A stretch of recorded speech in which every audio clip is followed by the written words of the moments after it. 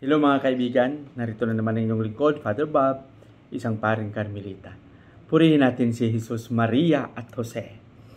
Ngayon ay araw ng Sabado, nasa ika-18 araw na tayo sa buwan ng Mayo, 2024. Tuloy-tuloy lang tayo sa ating mga pagninilay at gaya ng sinasabi ko palagi, patuloy tayong magsikap na maging mabuting tao. Patuloy tayong magpadama ng kabutihan ng Panginoon sa bawat isa.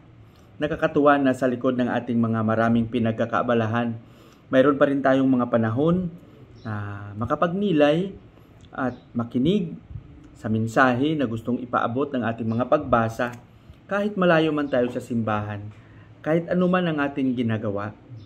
At least nakapagsimula tayo na mayroong lakas at pagpapala mula sa Panginoon. Pakinggan natin ang ating pag-ibanghilyo sa araw na ito na ibabahagi sa atin ni San Juan, Kapitulo 21, versikulo 20 hanggang 25. Dito sinabi ni Jesus sa kanyang mga disipulo, "Who testify to these things and has written them, and we know that his testimony is true." Mga kaibigan, mga kapatid, ang ating pagkakilala ba kay Jesus ay kaya ba nating panindigan? Ang ating bang pagkakristyano ay kaya ba nating panindigan? Ang pagsaksi sa katotohanan na si Kristo mismo ay kaya ba nating panindigan? Ang panindigan ay isang malaking hamon sa ating pagiging Kristiyano. Bato-bato sa langit, minsan dito tayo nasisira.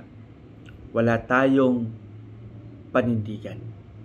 Lalong-lalo na sa panahon ngayon na ang pagsasalita at pagsasabi ng totoo ay marami kang kalaban. Kaya lahat takot. Lahat walang panindigan. Ang katotohanan na minsan ang mga kasinungalingan ay naging totoo na lang. Minsan, ang katotohanan ay naging sinungaling na lang. Dahil tayo ay takot, dahil tayo ay walang panindigan. Tanungin natin ang ating sarili. Itaya ba natin ang kabutihan sa kasamaan? Itakwil ba natin ang kabutihan dahil sa takot? Iwanan ba natin ang ating panindigan dahil sunod-sunod lang tayo? O wag na tayong mapanindigan dahil wala tayong alam, wala tayong naririnig, wala tayong nakikita? Tanungin natin ang ating mga sarili. Kaya mga kapatid, hingin natin ng mabuti sa Panginoon ang lakas, ang tibay ng pananampalataya.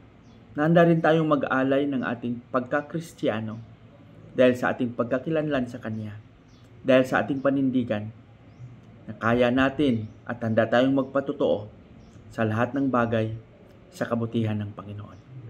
Pagpalain nawa tayo ng Panginoon sa ating panalangin. Panginoong Hesus, Ikaw ang katotohanan.